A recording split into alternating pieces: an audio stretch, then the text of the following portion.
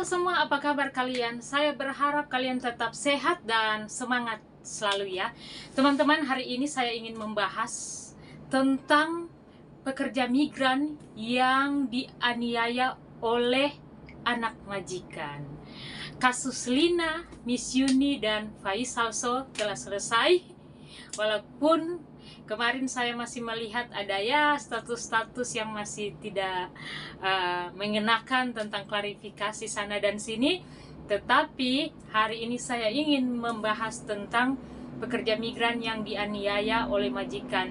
Teman-teman, 3 hari yang lalu kronologinya seperti ini teman-teman semua ya. Jadi Mbak Lingling yang teman saya juga pegiat kemanusiaan di TikTok, dia WA saya malam-malam, "Kak, ini ada anak DM saya, kirim video udah memar-memar, wajahnya udah memar, dan tangannya udah luka-luka." Saya bilang, "Kenapa?" Katanya dia dianiaya oleh majikan. Ternyata bukan majikannya, tapi anak majikannya gitu teman-teman semua. Dan saya bilang, oke, bilang sama dia kirim dokumennya gitu, kayak ID card, pokoknya ID card atau paspor yang ada di handphonenya mungkin masih tersimpan ya, tolong kirim ke saya biar malam itu juga kita kirim ke KJRI Hong Kong. Jadi saya langsung WA Pak Konjen, saya langsung WA Pak Alfrian yang konsul KJRI Hong Kong juga yang mengurus orang sakit dan lain-lain. Malam itu Pak Alfrian langsung ngomong, langsung lapor polisi. Saya bilang, jadi kita ini berhubungan, saya melapor ke KJRI, saya bilang ke Lingling, dan Lingling juga saking seperti sudah sambung menyambung, saya bilang, Lingling gini aja, saya langsung bilang ke Pak Afrian, begini aja Pak Afrian, karena ini memang laporan dari Mbak Lingling, nanti Mbak Lingling aja langsung WA ke Pak Afrian segala kronologinya begitu teman-teman. Dan saya nanti ke BP2MI langsung saya WA Pak Firman bagian Direktur Pelindungan, dan begitu juga saya laporkan ke Pak Beni Ramdhani, Kepala Badan BP2MI. Ini ada penganiayaan, dan malam itu juga rampung semua kita laporkan. Malam itu juga kita laporkan, dan kronologinya ternyata seperti ini. Dia mencuci mobil, dan anak majikan ini mungkin stres, nggak tahu kenapa tiba-tiba dia nuduh PMI ini merusak cat mobil. Katanya, kamu mencuci mobil ini tapi rusak catnya. Terus dari PMI kita ini ngomong, Mbak Ati namanya ya, enggak rusak begitu. Nggak tahu kenapa tiba-tiba datang setannya itu, dia langsung pukulin Mbak Ati, saudara-saudara ya. Dia pukulin, terus dijambak, katanya dijambak, rambutnya dijambak, dibenturin lagi ke aspal gitu ya, di jalan. Itu kan cuci mobil yang mungkin di parkiran kan, itu dipukul-pukulin dia di tempat mobil garasi gitu teman-teman semua. Mbak Ati itu ngomong, udah jelasin ke kita, karena ini saya sudah bisa menjelaskan kronologinya, karena besoknya itu Mbak Lingling, saya bilang, Lingling, kita harus backup terus ini, jangan biarkan kayak kasusnya Melissa yang akhirnya si Melissa itu cabut laporan. Sebenarnya Melissa yang jatuh dari lantai 3 itu, dia nggak bisa mencabut laporan begitu ya teman-teman semua, karena majikannya yang menyuruh dia lap kaca begitu ya.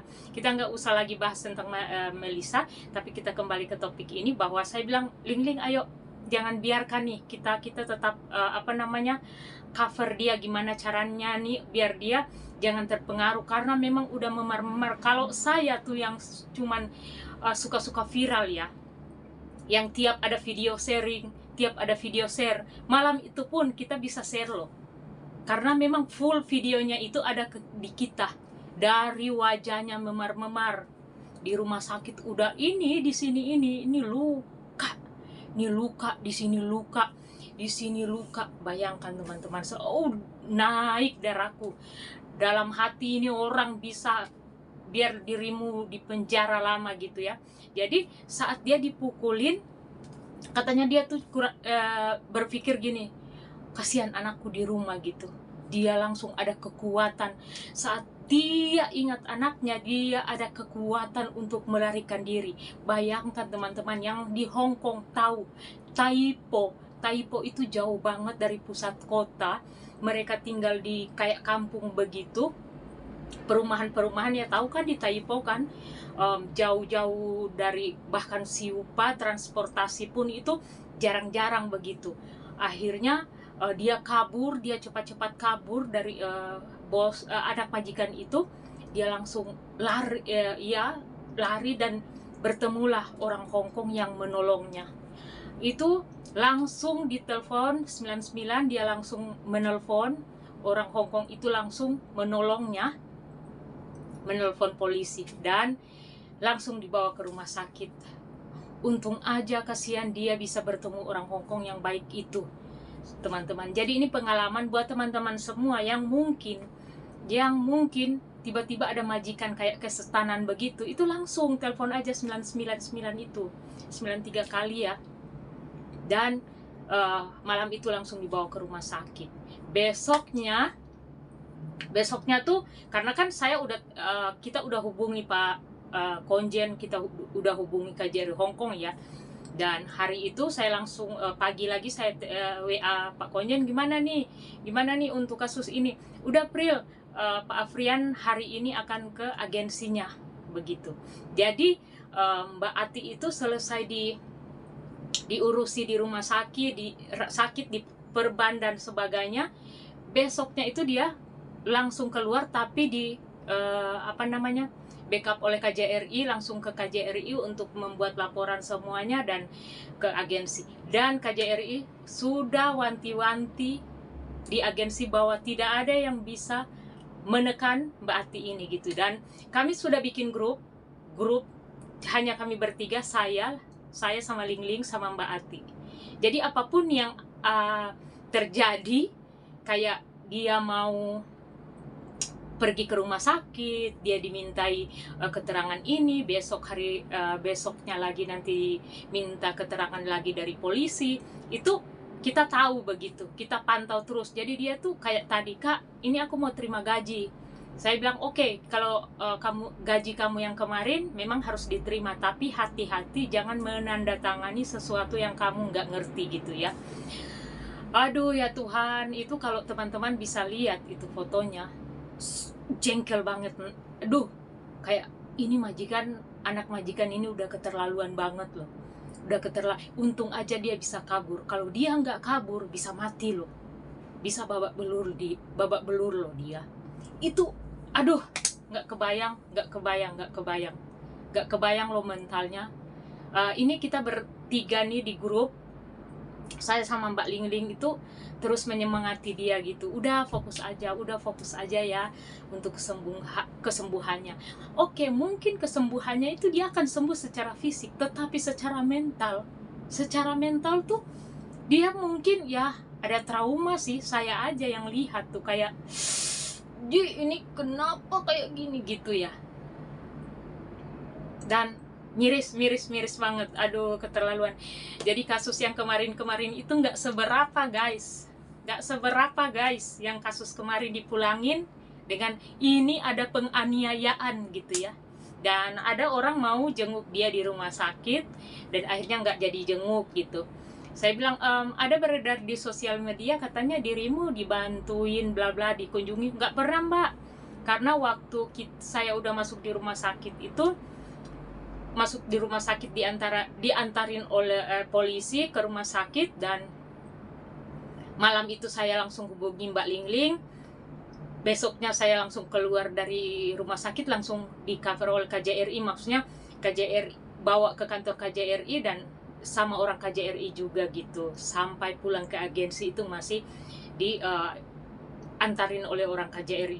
Jadi saya ngomong, ada yang ketemu kamu atau siapa teman-teman kita PMI? Nggak ada Mbak. nggak ada gitu, dia ngomong gitu. Katanya ada salah satu YouTuber yang udah mengunjungi, udah nolongin kamu karena beredar di sosial media. Nggak ada Mbak, pokoknya waktu saya laporin itu saya cuma laporin ke Mbak Ling Ling, dan hari ini kita bikin grup, sampai hari ini kita nggak ada yang bisa menemui saya. Dan dari memang agensi, bahkan Pak Konjen dari KJRI sangat apa ya, kooperatif lah begitu ya, bagus lah untuk kali ini. Untuk kali ini penganiayaan itu kita pantau, memang benar-benar kita pantau, dan saya pun mengupload di sosial media cuma sebagai screenshot aja, bukan video gitu, karena saya juga menjaga perasaannya. Tidak semua orang bisa divideokan, tidak semuanya harus diviralkan. Jadi saya hanya men-screenshot percakapan kronologinya gitu, kronologinya ada di TikTok saya begitu, dari 4 hari yang lalu, dan ini saya bikin video ini setelah 4 hari yang lalu begitu teman-teman semua. Jadi buat teman-teman pekerja migran yang ada di Hong Kong khususnya, bahkan gini ya, ada komentar, ada salah satu komentar yang ngomong gini, ah bacot loh, emang dirimu udah nolong siapa? Hey, saya nolongin bukan cuman PMI Hong Kong loh. Saya ini dari Kamboja, pemulangan Kamboja dari tahun 2022. Ya, Malaysia, Singapura, yang teteknya ini pecah, dan majikan hanya membawa dia di rumah sakit 1 kali, dan setelah bertemu dengan saya melalui TikTok, saya laporkan ke BP2MI dan agensinya, ditelepon langsung dipulangkan. Itu Singapura ya, dari tahun 2022. Saya belum lama berkecimpung di dunia pegiat kemanusiaan di luar negeri, tapi sebelum ini teman-teman semua, dari tahun 2011 saya tuh udah ngurusin anak-anak yang kurang mampu di kepulauan. Jadi memang hati ini tetap, jadi kemanapun kita tuh akan dipertemukan dengan hal-hal seperti ini, hal-hal yang berbau-bau kemanusiaan. Jadi kalau ada yang ngomong sejak emang siapa yang dulu tolong, kayak kasus kemarin yang saya bahas tentang Miss Uni, emang lu bacot udah banyak, apa ya dia bilang di komentar tuh, emang ada yang lu tolongin? Guys, saya ngurus anak-anak hampir 100 orang anak-anak saya yang ada di Banggai Kepulauan Sulawesi Tengah. Saya punya taman bacaan, saya punya sekolah, saya punya yayasan ya. Jadi saya nggak harus keluar-keluar gitu.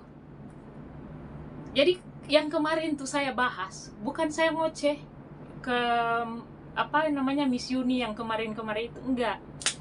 Kita berteman baik ya, cuman kalau memang salah ya kita tetap kritisi. Begitu teman-teman semua ya.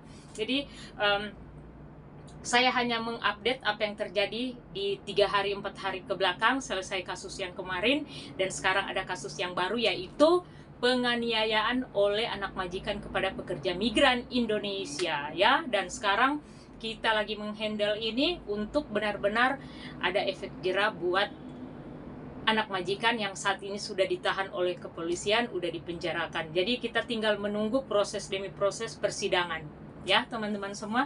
Tetap semangat, tetap jaga kesehatan. God bless, bye bye.